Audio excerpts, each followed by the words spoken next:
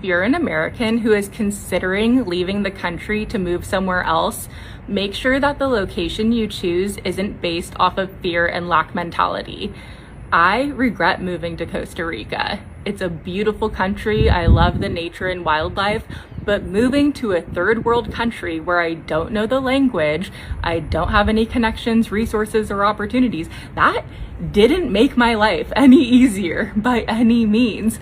I was just so scared of what's going on in America politically that I was in fight or flight. I was like, how am I gonna afford to survive? Like, how am I gonna find a place to live? Like, I was freaking out. And then I came here and made my life so much harder. And now I'm trying to go back, and I just like wish I didn't leave in the first place. And it's so weird to like want to move to America right now with everything that's going on, but I just left so many privileges and resources behind, and I want them back. It sucks, but I kind of grew up in an interesting way. I was like the poorest person in the wealthiest rooms throughout most of my childhood.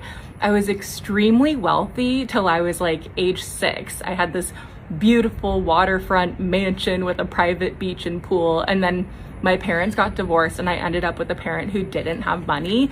So we were living out of like trailers and hotels and lower income housing, but I was still in these really wealthy situations. Like I was in private school and cotillions and dance lessons, and I always thought that I was so poor because I was the poorest person that I knew. And all of my friends had like millionaire and billionaire parents. Now that I've traveled, I've seen like real poverty, and I'm like, oh, I wasn't poor.